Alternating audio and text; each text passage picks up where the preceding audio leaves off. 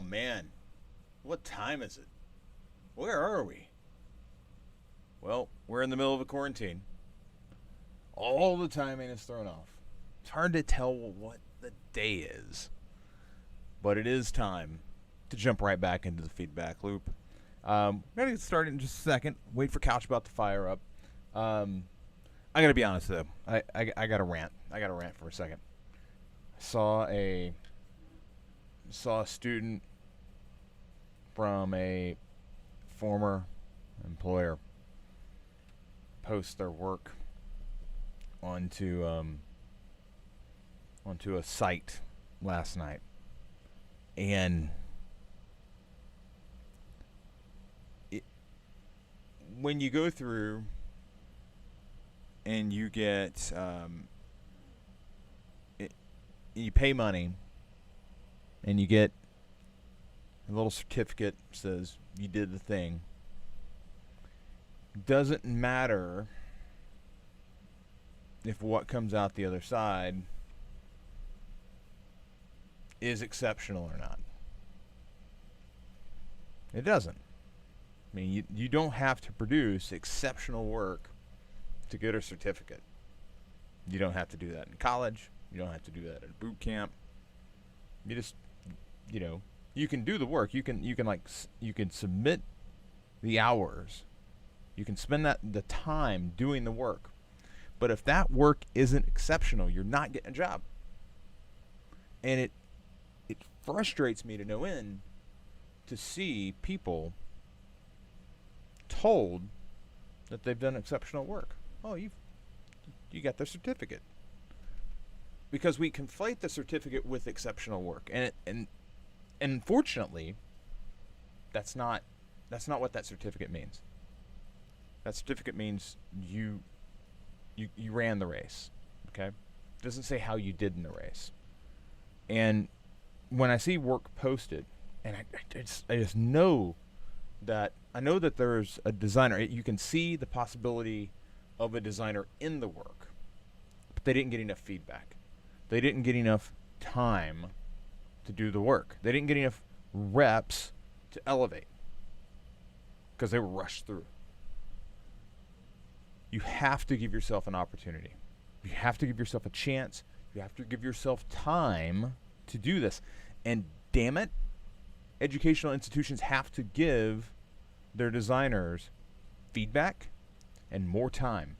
This whole, I'm going to have you ready for a job in 12 weeks, it's bullshit. Let's just be completely honest. That's not how it works. You don't build good designers overnight. They happen over time. And you need reps. You need reps. So, I didn't mean to get triggered when I saw that last night. But I saw this post, I saw this hopeful face, and I saw the certificate, and I clicked on the work. And that person's gonna struggle. And it pisses me off. Because that person paid a lot of money. And they do not have exceptional work on the other side of it. And I think it's because they just didn't get enough feedback and they weren't given enough time. I know for a fact that anybody who wants to be a designer can be a designer given enough time. This isn't rocket science. A lot of it is common sense. A lot of it is listening.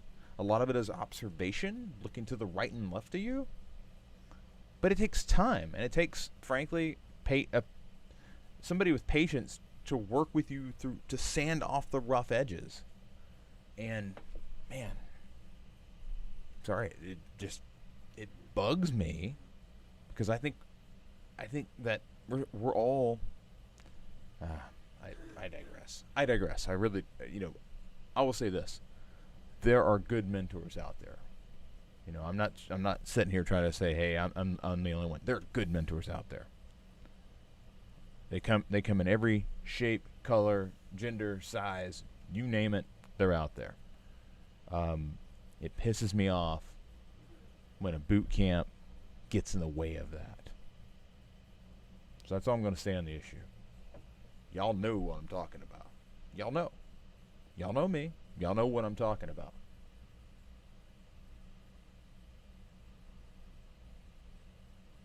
Mm.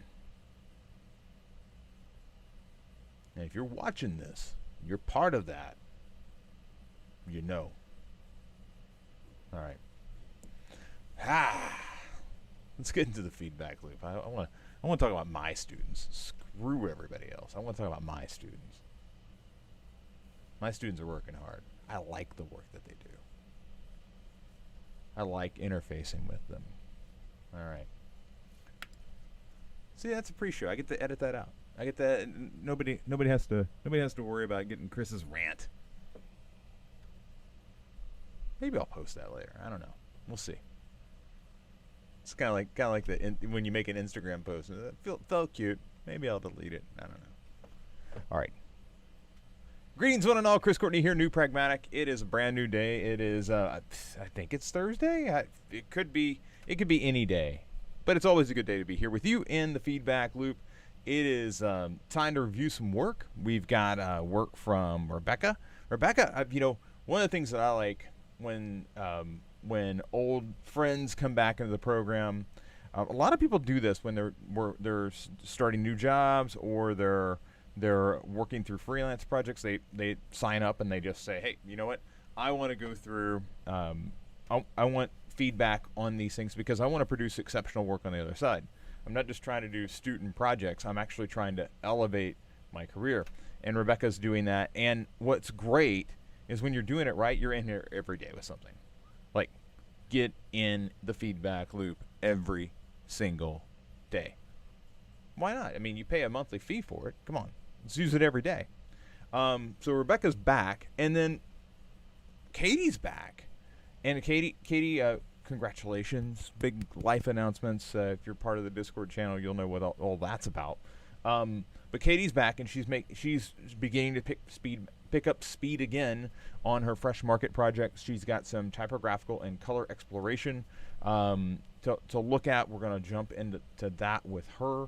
And you know what? Let's just get started. Let's get started. And you know what? I'm going to start with Katie. I'm going to start with Katie because her Figma file is open right now. And so Katie is over here in Visual Foundation.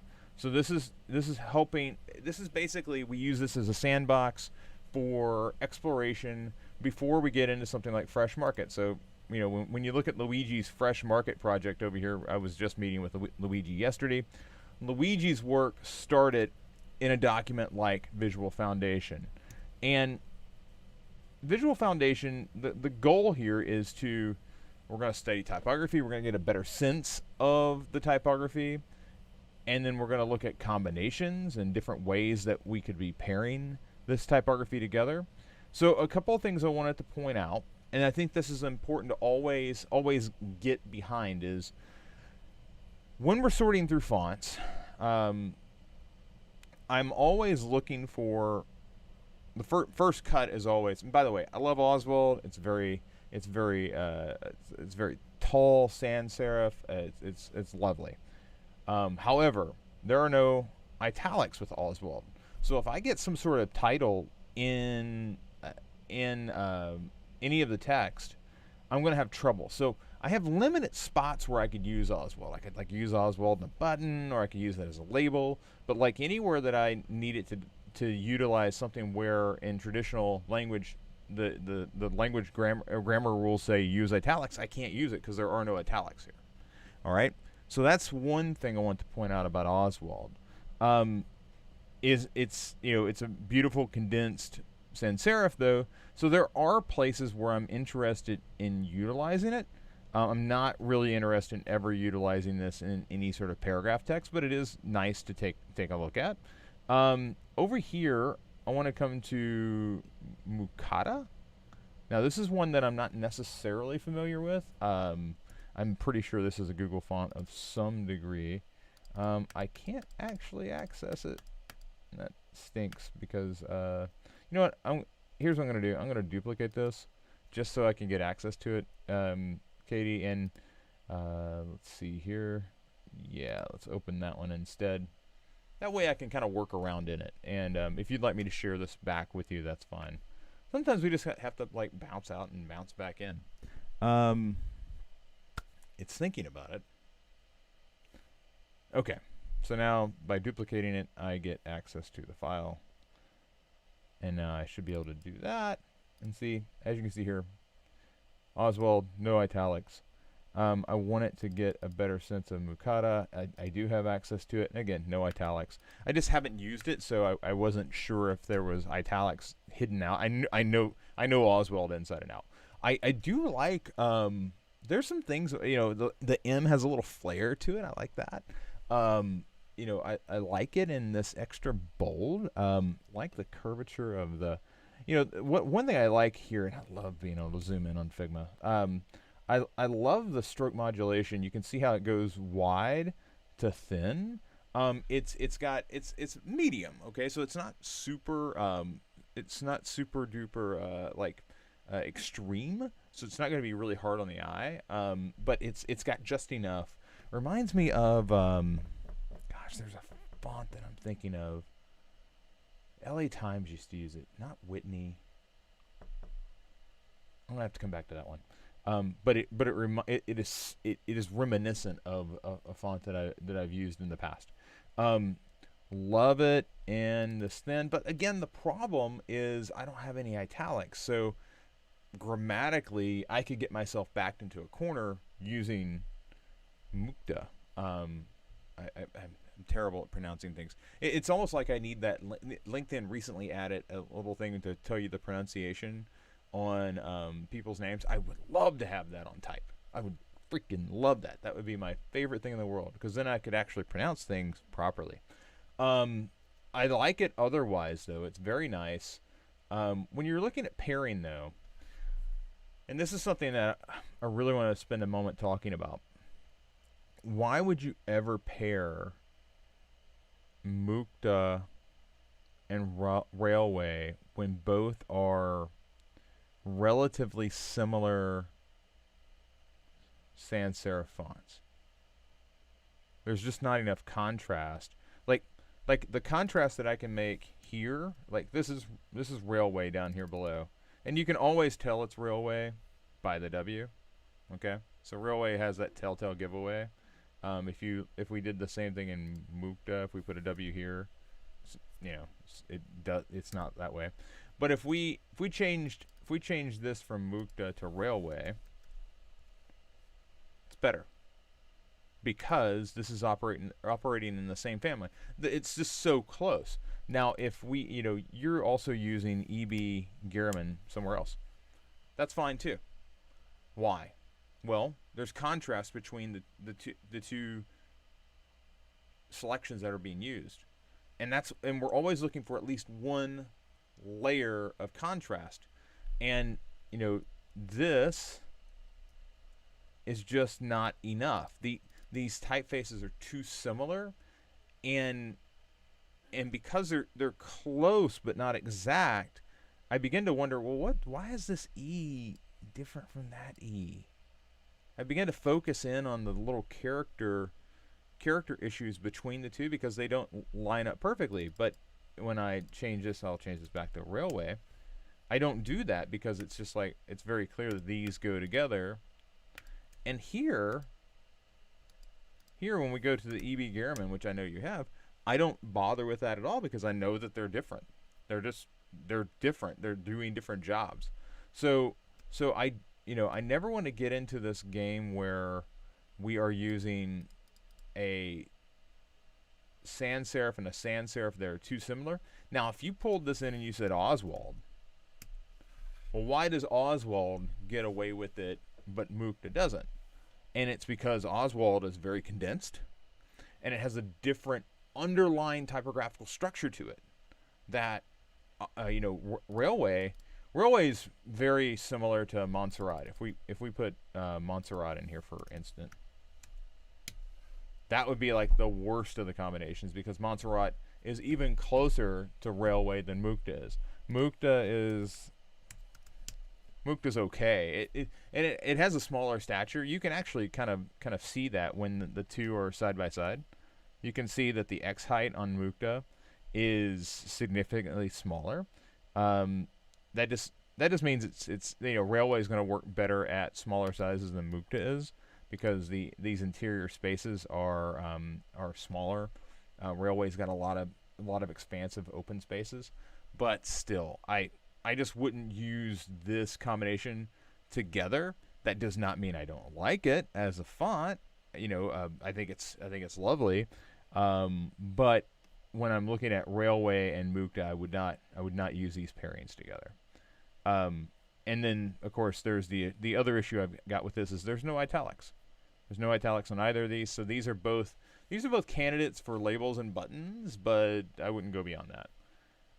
Okay, so we've got E.B. Garamond, and the thing that's great about E.B. Garamond is the fact that you do have some italics here. You have a series of different weights, regular through extra bold. If I have an issue with E.B. Garamond, it's that it's got a relatively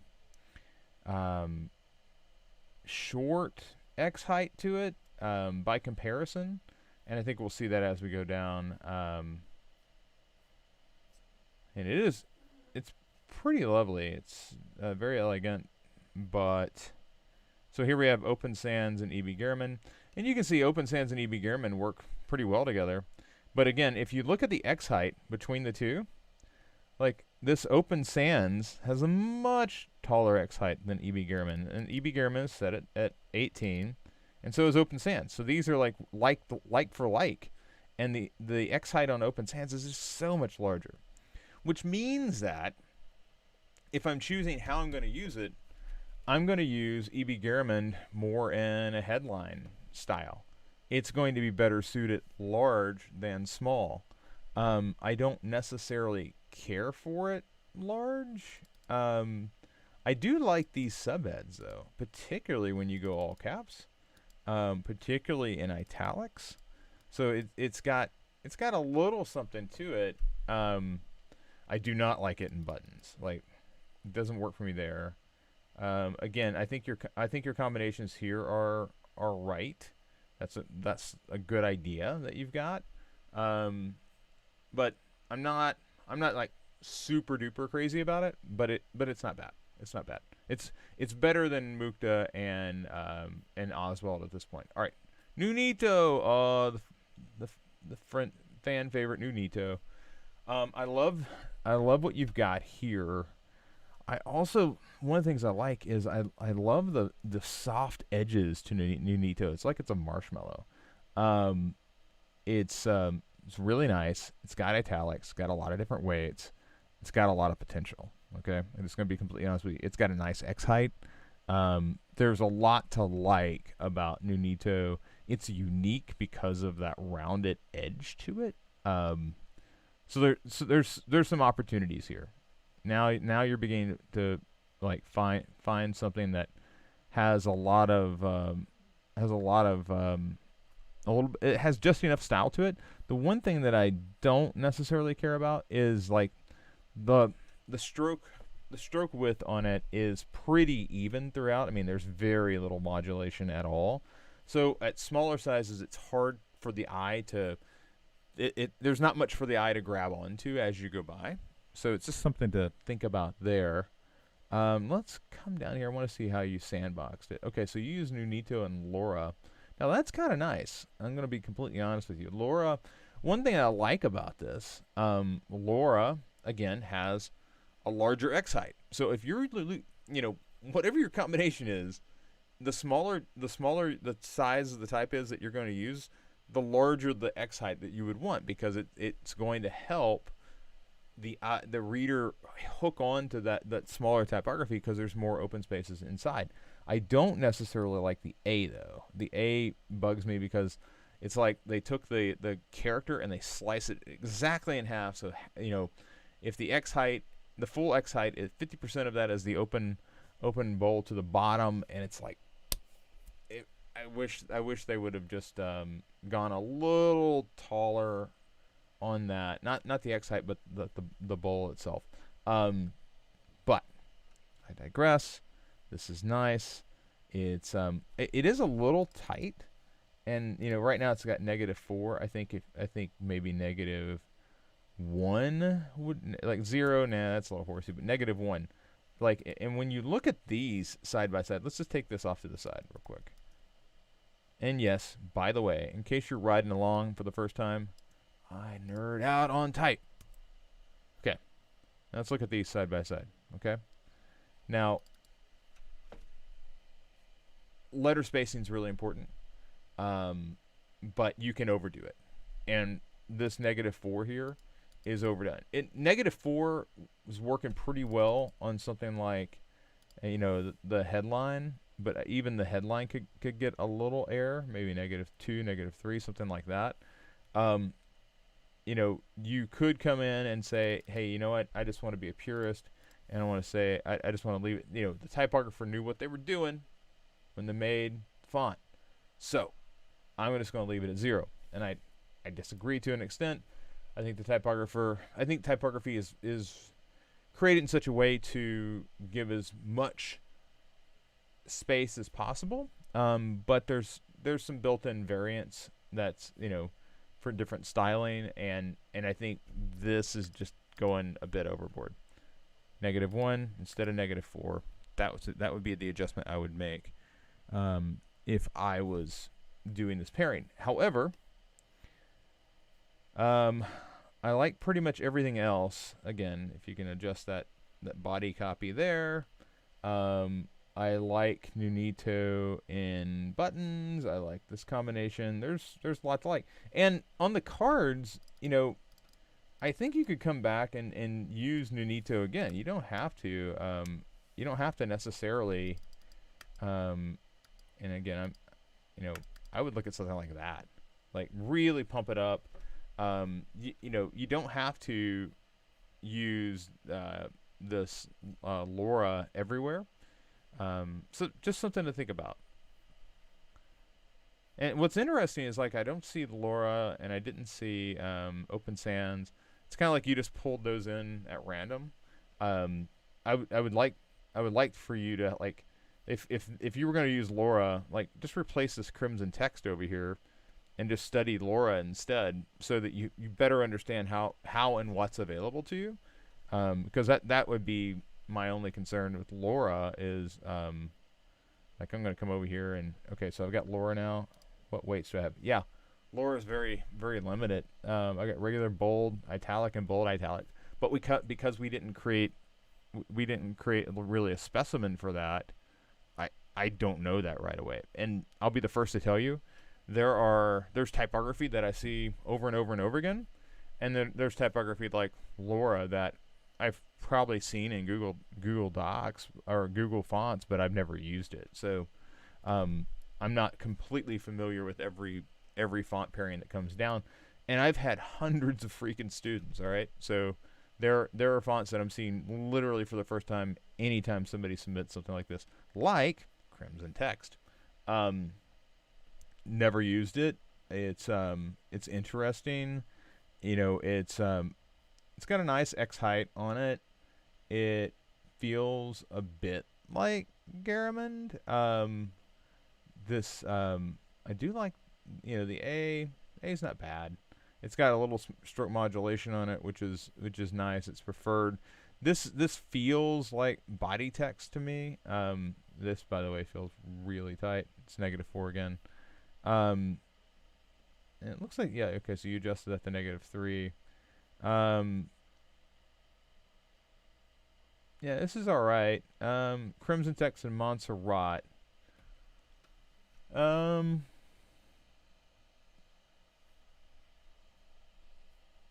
Wouldn't use it in buttons. You could use it big.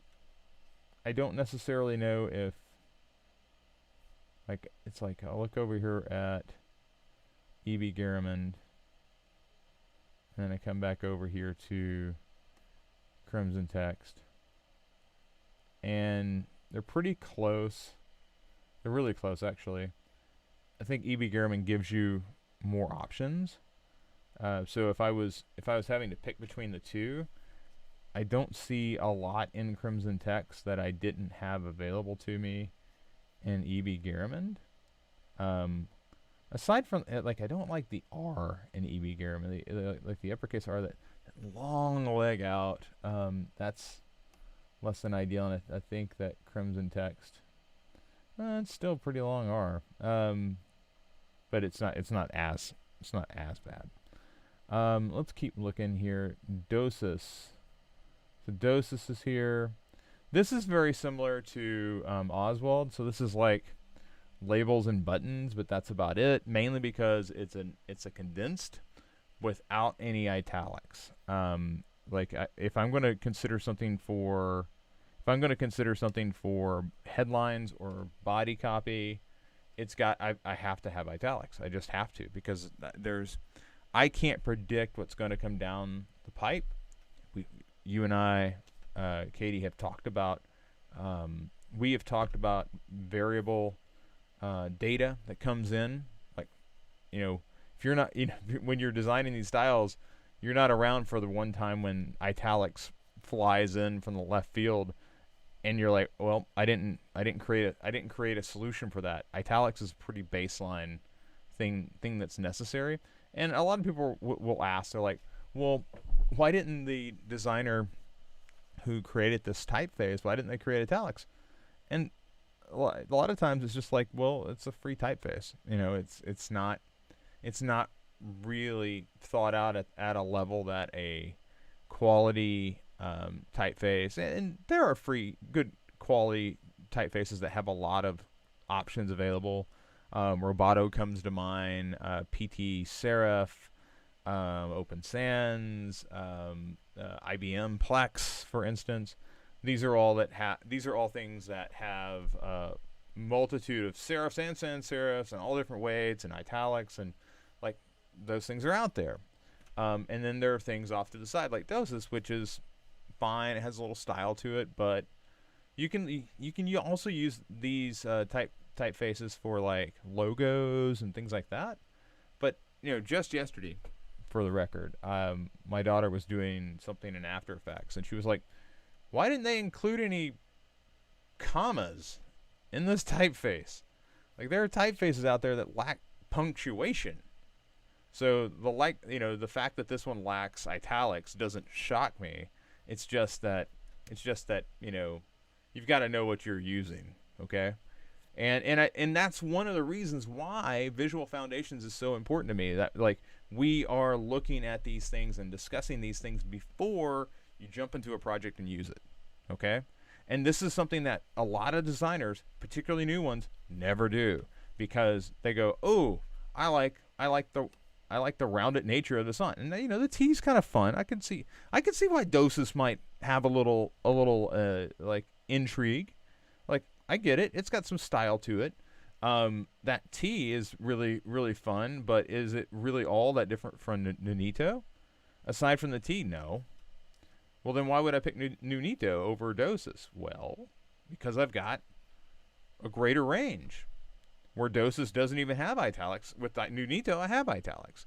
And they've got the similar rounded feel, and, if I had to pick between the two, I would go with Nunito. I do like the fact that Dosis is just a little more condensed. Okay? Does that mean that you couldn't pair the two together? Probably, because they're really close to one another. I do think it works pretty well with IBM Plex until I have to think about what happens if I need an ital. Okay? Now, I could probably use it in situations like this, like the cards, where it's used more as a label. I could use it in buttons. I really like the all caps. That's nice. But, could I use it like that? And the answer is no. I couldn't, because the moment I can't predict when that ital is going to come in. Okay? So, overall, I like a lot of what I'm seeing here. I like the Garamond. I like the Nunito. The biggest problem I've got right now is that, like, there just aren't enough options with italics available for usage inside of body. copy, and like right now you've kind of got yourself sandboxed into Nunito and Garamond, some combination of the two, or just singular usages of one and staying within that family. Um, I would encourage you to take a deeper look at Plex. Latura, I want to say that, let me show the UI again. And let's come over here and, okay, so that's Laura. So Laura had a limited set. I want to give you Literata. Okay, so there's Literata. And Literata's pretty limited too. Gosh, I thought that was a little broader. And I especially would have thought it would have been broader considering that it's used primarily for Google. Like, this is the font that Google uses for its Google Books. Like, so if you're reading a book in Google Books like that, you're reading it in this font, which is, it's really interesting that that's the only option that has available. IBM Plex, though, if you go into Serif, IBM has a wide variety available, which I think might be beneficial. Especially, I would not go narrow with that one. And it's similar. It's a little more. It's closer to slab, because of the way that these serifs are made. Or up here, this is I don't know, this is a little more natural, and because you can see kind of how the curve, it's not so machine like, but it's still got some very machine characteristics to it, where there's no question with IBM. It's like the boop and boop, and it's very geometric, and it's great. There's great stroke modulation here. It's veering into the extreme, but not quite there yet. It's very precision based. So yeah, I like IBM Plex. But if you're just looking for other options, I would suggest that one. What are some other options that we could look at? George is pretty ubiquitous, but it's much like Literata. It's just a few styles. Like, so, I mean, you're right there back in the realm of Crimson Text at that point. So, but Georgia is one of those fonts that it's available on every machine. I'm drawing a blank though. Merriweather? Yeah, Merriweather. So Merriweather is one that's a go-to, and it's again got a slightly broader depth to it. It's got a nice X height on it, which, as you can see, this is Laura. The X height on Merriweather is significant. You can see how much larger it feels by comparison, which means, you can literally take it down to 17. Like, this is 18, this is 17, and at 17, it's still a little larger than Laura is at 18. And one of the things that I like is if you look at look at this open counter here and here, and the closed counter to the top. The closed counter here to the top of the E is larger. Like, it's just easier to read. Just easier to read. The O's are pretty much the same.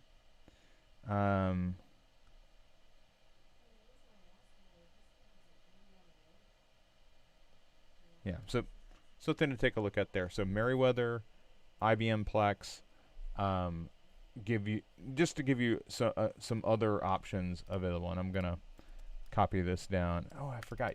I've made a copy of this, so you don't actually have access, but I'll share it back. I'll share it back so you've got a copy of this as well.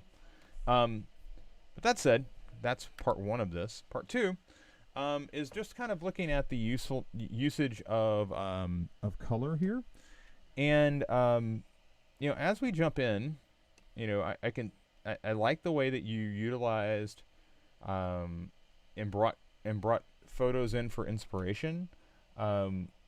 Particularly, you're working on a food site, so I can totally see why you would, go with why you go with like the watermelon.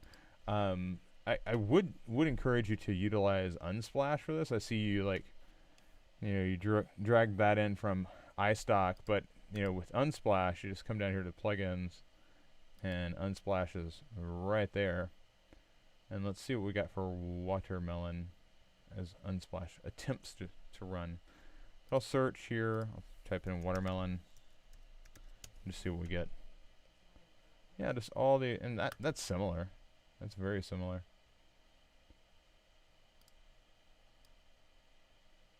And that photo's just there. You don't have to drag it in from another service. It's just like available to you. And you get basically the same palette off of that. The greens are, it's about the same. But I like the melon palette. When we look at it down here, though, I'm a little caught off guard by like the usage of this gray, for instance. It seems like that's not going to work very well from at least an accessibility perspective. There's also this, this usage here. If we look at this in terms of the fill that's being utilized, and if we, like, I'm just gonna, let's see here. So here's the fill. See, it just seems like, I could see going with perhaps the white. In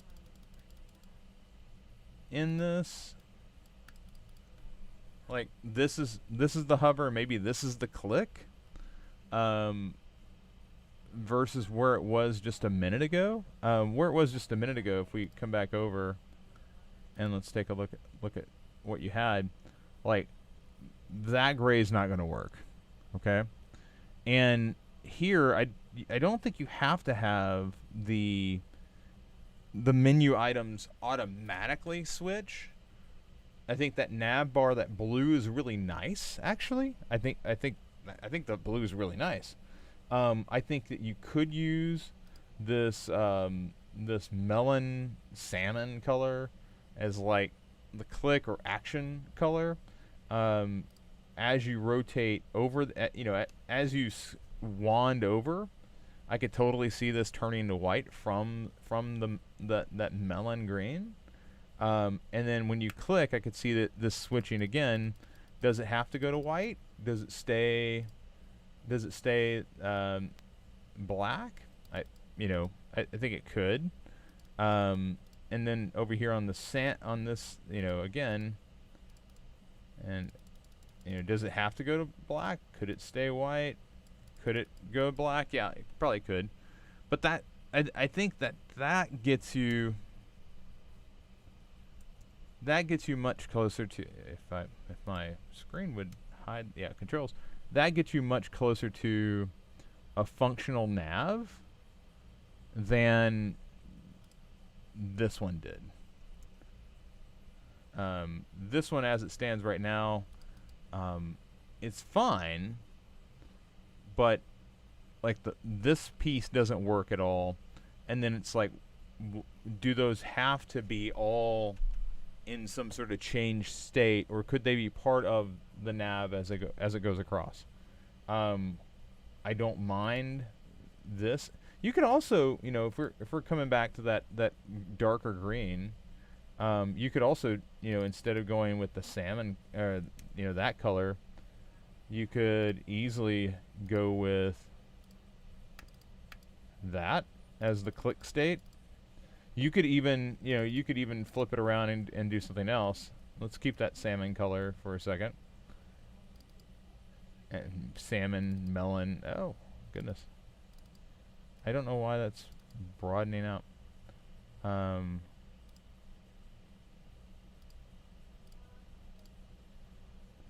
You could also do something where the hover state goes dark. Like you're just kind of going through, and the hover state the hover state goes dark. Another way, we could flip this. We could flip this around a different way, and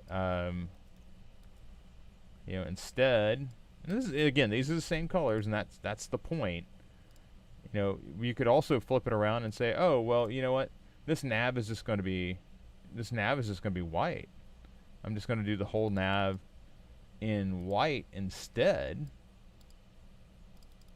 and this color is going to be, I'll go with the green, and then I'll flip these around, and maybe instead of going to the dark green,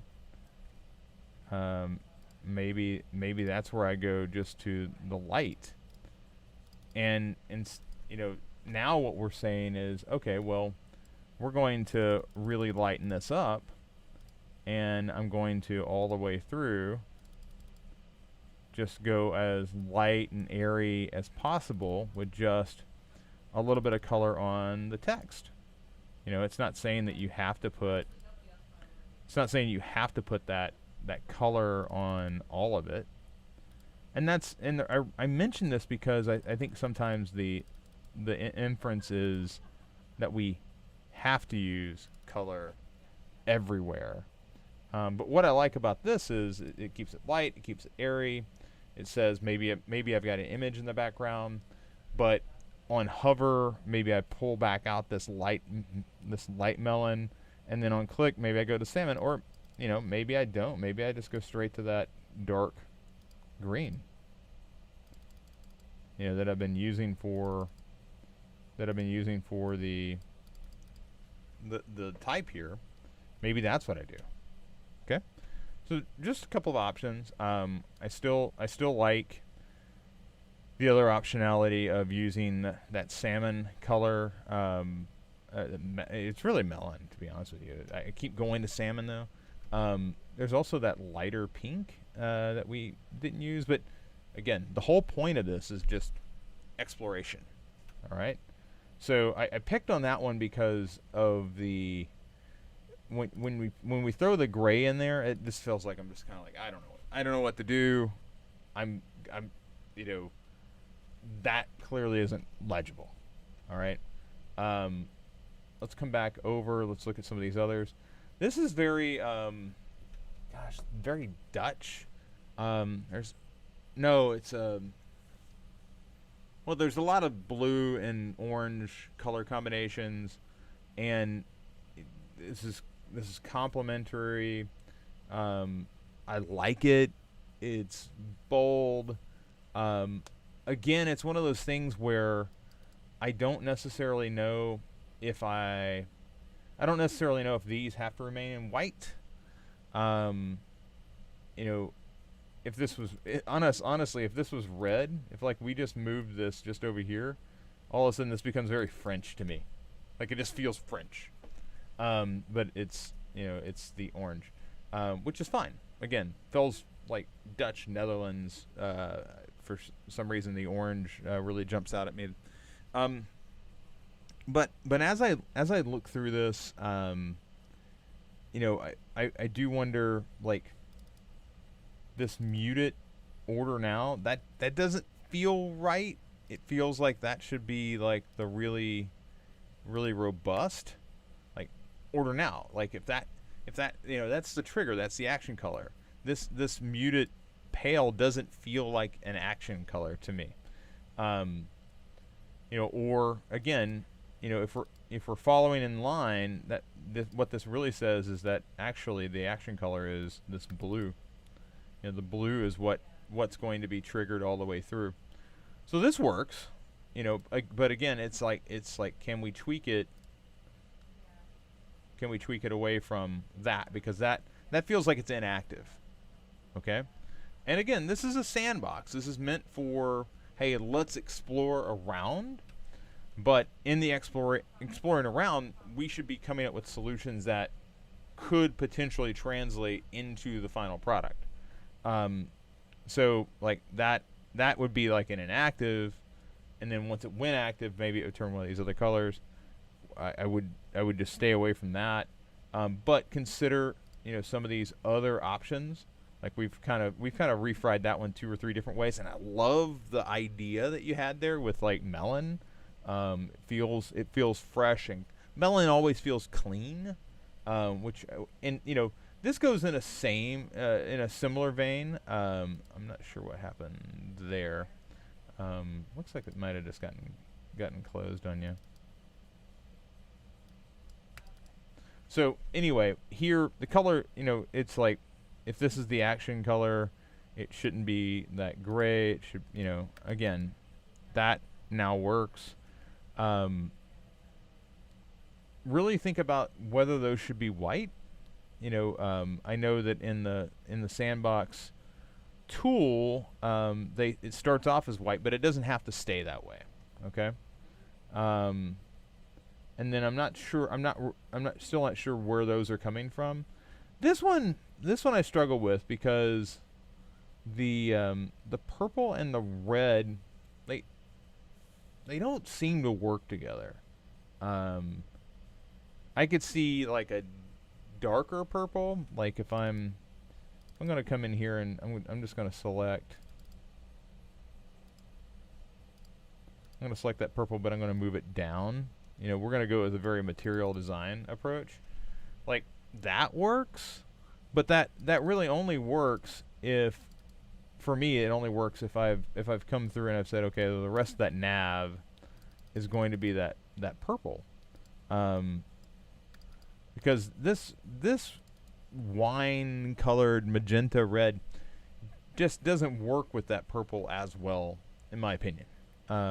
So I'm not sure where that's getting drawn from though, because there's nothing attached here.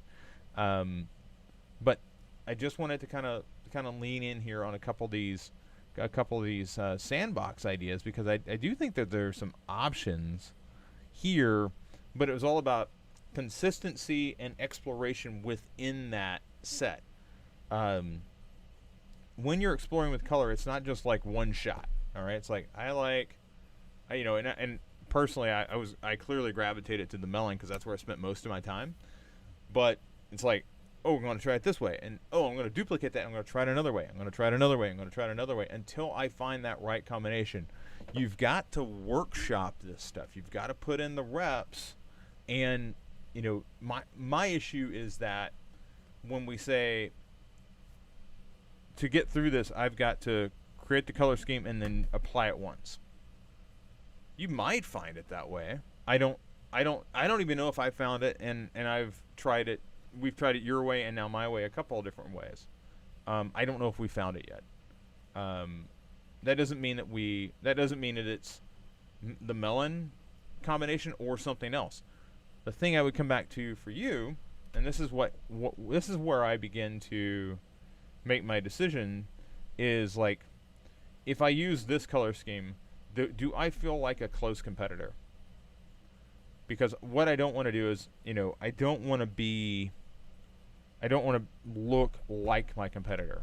It's fine if I look similar in some way, like I'm using food, they're using food, but I would really like to step away from them, if possible. Now, Luigi pointed out yesterday, like, he's like, yeah, I'm worried that this feels a bit like Whole Foods. And to a degree, I get it. It's the green, though. He's picking up on the green. Everything else about it steps away. Okay?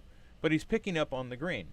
The thing for you is, like, are there competitors that are operating with one of these color schemes? And if there are you using typography that's also like them? Because if you are, one of these things should be different, okay? You shouldn't use similar typography and similar color to a competitor.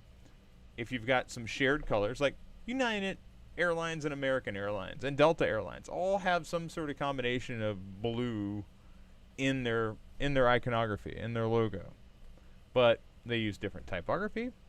They use a different mixture of that particular color, and that allows them to kind of step away from one another. Same thing could be said for like banks. A lot of banks use the same color blue. What you don't want to do is have like if a company has a very distinctive color that's them, you don't want to like, and it's your competitor, you don't want to pick that up.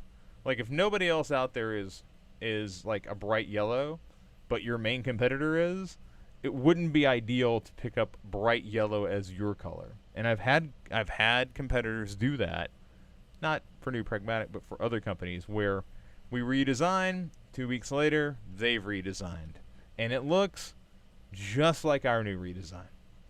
Sometimes that is very coincidental. It's like there's trends that happen in design that, you know, these movements happen, and that's fine. That's gonna happen, but you should never be aiming for it. All right, it's all about work. It's all about the what was the thing that pushed you in that direction? Was it a desire to look like the competitor, or was it just like, wow, I want to elevate my design, and this seems to be like the trend. This is the hot color. This is the new typeface that a lot of people are using. And then, wow, we look to the right and left, and wow, we're all using the same stuff. Weird. Sometimes it just happens that way, but we don't go aiming for it. Okay. All right. So let's hop over here to Rebecca. I feel like I probably went on a bit long there. But hey, it's type and it's color, and I'm sorry I'm a nerd like that. Well, I am a nerd. You know that. You're watching this. Come on. Really? Come on. So we got Rebecca here, and Rebecca's got a few questions. One was a Figma question. I wanted to try to address it as best I could. She was talking about the fact that there are certain things that are components that are supposed to be part of a frame, but they're not in the frame, and she's wondering why. And so often it really comes down to, have we, you know, I'm going to pull this over really fast. This is a frame, all right? And in this frame, all of these items should exist. But often there's like something like rectangle 98 here. Whoops, rectangle 98 doesn't have its text with it. So I'm going to group this, and I'm going to drag group 14. Now it's group 14. Group 14 is no longer part of frame 3. Okay, so when I move this around, when I move that around, group 14 isn't part of it. It is possible to have this over here and still have group 14 not in it.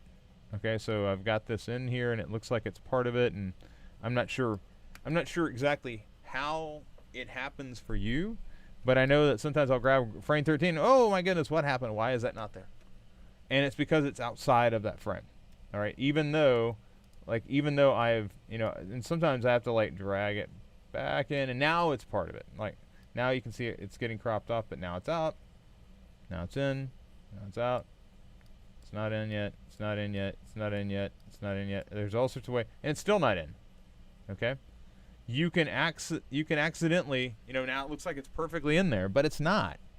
It's not in there at all. You've got to literally drag it into the frame. It didn't move. It just changed layer order. Okay, and now you can do this.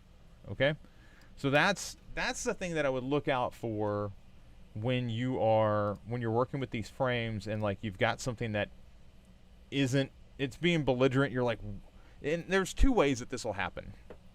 One, it'll happen when you're trying to move a frame around. The other is when you go to export. Like you'll come down here to export, and you know, you'll change this to 2 or whatever, and you'll export it, and then you'll get it on the other side, and you'll open it up, and it's like, why is only half of it here? Right? And it's because the layering. All right, it's not layered in with the frame, and Figma's only going to export what's part of the frame that's being asked to export. That's just how it works. Makes perfect sense, but you can see, I understand why it's frustrating, because I can tell you that, oh, there's one other place where it shows up like that, and it's in prototype. Like, you'll go to prototype it, and it's like, why aren't the buttons showing up? And the answer is, I don't know. Why aren't the buttons showing up? And it's always a layering issue. So keep that in mind. That's you know, it's like a Figma one-on-one thing, but most people trip over it at some point, including yours truly. So, like, don't feel weird if that happened to you. And this is one of the reasons why I really encourage everybody to practice in prototype mode, especially if like you've got a presentation or something you're doing. Practice it. Take a spin through it before you send it to somebody, even before you send it to a colleague. Like, make sure all the stuff is there, because the moment you don't do that, you're going to send it out and it's like, how does this work? Part of it's missing. You're like, what? You go look and it's like, well, this is confusing. And I say that because I've done that with colleagues before. 2017, I was just beginning to use Figma, and I couldn't figure out why is it only showing up half of the time. And I remember literally like taking a screenshot and pasting that into the frame, thinking that was going to fix my problem, and it only exacerbated it, because now I couldn't edit the things, and it took me. I had to like Google it and try to figure it out. And Figma was very early then, and it took me a little bit. So Figma's better now. It's growing. It's changed. Just checking in here. Okay. So that's part one. Part two, and I need to come back here. That's Katie. This is Rebecca. Oh, 4 new questions. Sorry. Subscribe button. Help page. It's in the Figma file under the home page. Spacing of the hero sections. Okay, so let's take that spacing of the hero sections question. So I do like to keep the spacing the same on the hero sections, and it's mainly because the hero sections, like if you're clicking from one page to the next, you're dropping right in there at the top, and it's like they hold a similar shape, and they give you a common starting point. They also indicate like, I am in a new section. All right. Now, the one thing I'll say is that doesn't mean that every page on the site deserves a hero section. Okay. There's going to be some pages on this, and I'm just going to drag this one out. There's going to be some pages that literally just like all they deserve is that, and maybe you give them a label up top. Okay. So don't feel like every page has to have a hero section. And ask yourself, okay, is this, and this is often the key, is this a major entryway that I'm having to reintroduce what this is? Or is the person coming here looking for specific information? They kind of already know what's going on. If they already know what's going on, there's no need for the hero section, because like I'm not kind of easing them into the content.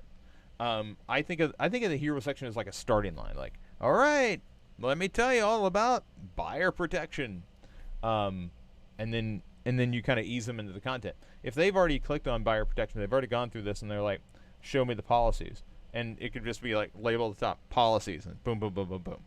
Okay, so keep that in mind. You said you had help. Yeah, okay. Help, need somebody.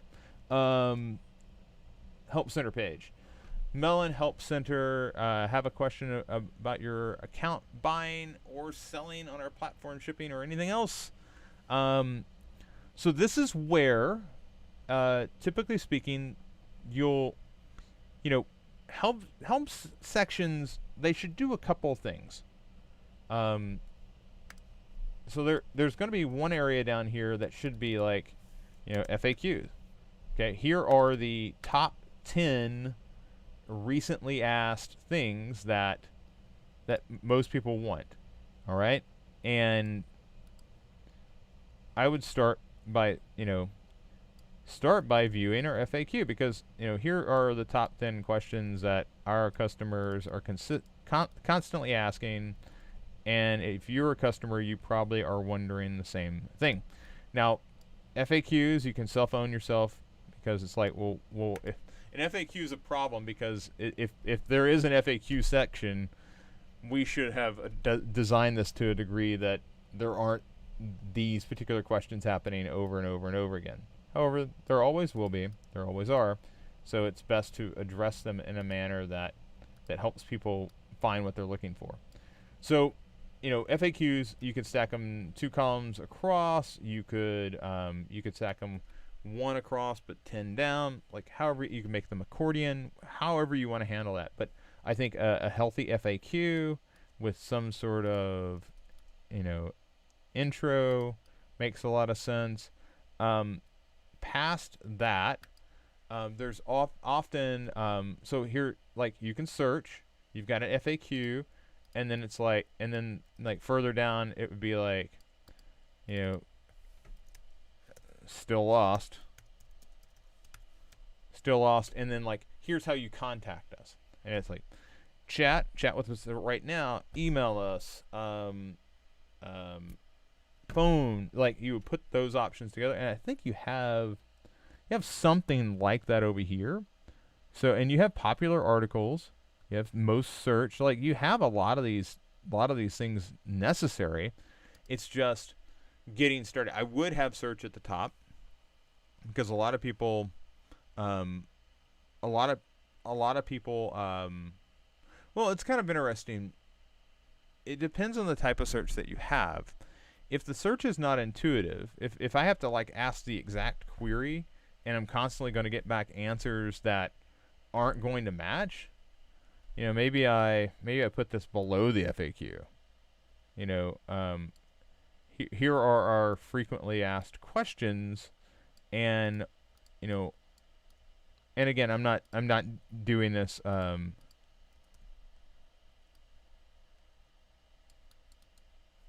or ask your specific question here, right?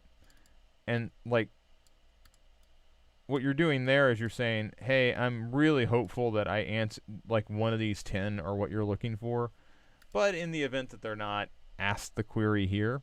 That's probably one of the ways that I would look at handling this.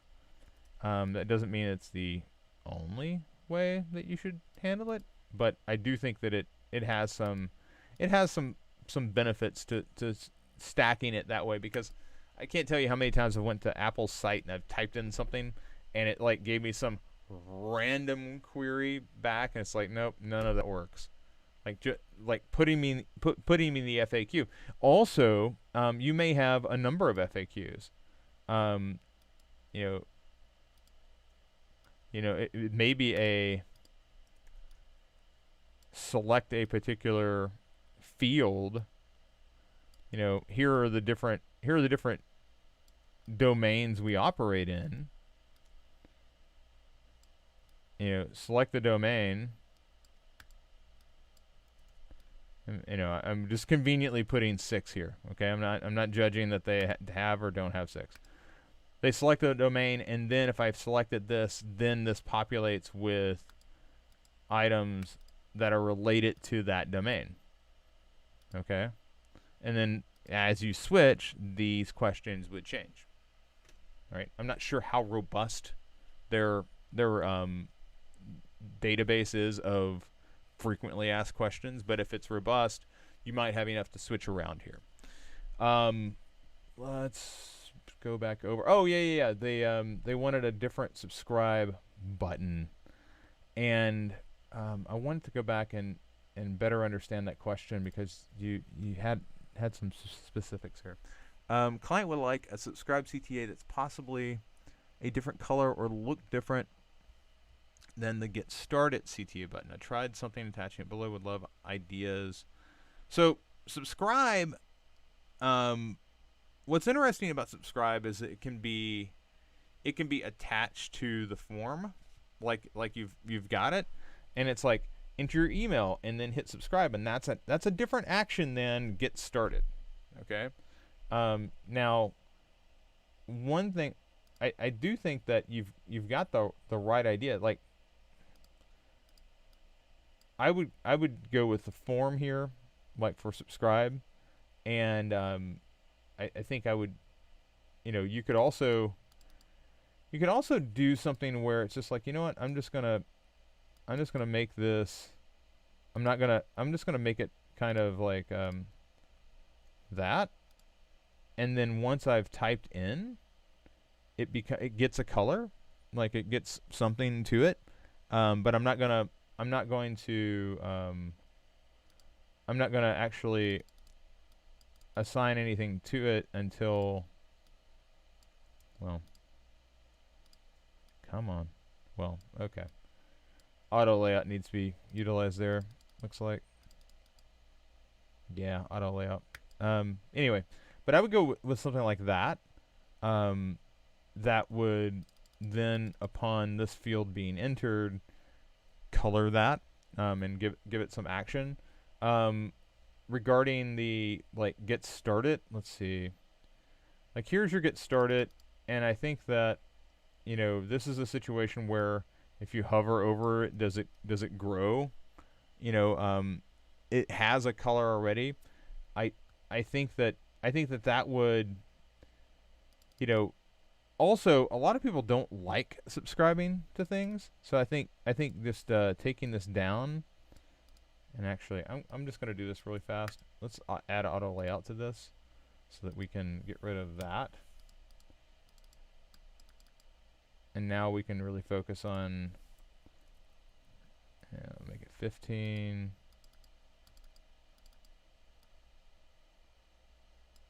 And I am going to have to put a fill in here because I need to see what it is that I'm doing. Okay, so we got auto layout. Looks like, how tall is this? It's 64. Interesting. Okay.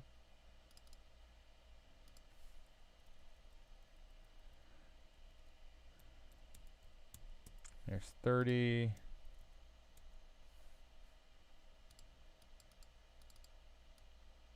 And if you need to get it closer, obviously get it closer. But now we can go back to that, and then once it's filled, you get a color on this. That's how I would differentiate those two, because this is going with a form and the other one is not. So yeah, that's what I would do there. And again, I would consider like an animate, like grow on a hover. That would give it a different feel. The other thought I have is like, is orange really the thing that's being used over and over and over again? It looks like it is, even though I see some blues over here. So, but I think going sans the background color on subscribe would be helpful. Okay. All right, and I think that's going to do it. Long loop today. But you put typography and color in front of me, and I'm gonna go off just a smidge. All right. This has been the feedback loop. I hope it's been beneficial for you. I always love digging in with you folks, and I look forward to doing it again tomorrow. Same time, same place.